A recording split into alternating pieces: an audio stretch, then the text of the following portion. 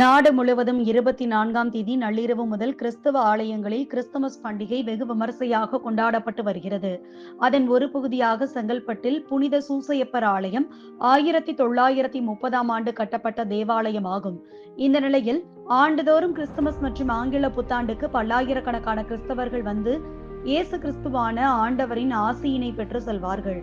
25ஆம் தேதி அன்று கிறிஸ்துமஸ் பண்டிகையொட்டி புனித சூசையப்பர் ஆலயத்தில் மறை மாவட்டத்தின் ஆயர் நீதிநாதன் உடன் செங்கை பங்கு தந்தை தாஸ் ஆகியோர் தலைமையில் சிறப்பு பிரார்த்தனை மற்றும் திருப்பலிகள் நடைபெற்றது.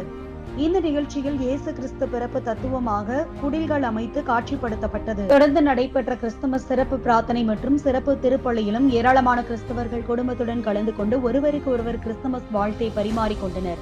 இயேசு கிறிஸ்துவின் பிறப்பை கொண்டாடும் வகையில் இனிப்புகள் வழங்கியும் நடனங்கள் ஆடியும் உற்சாகமாக கொண்டாடினர்.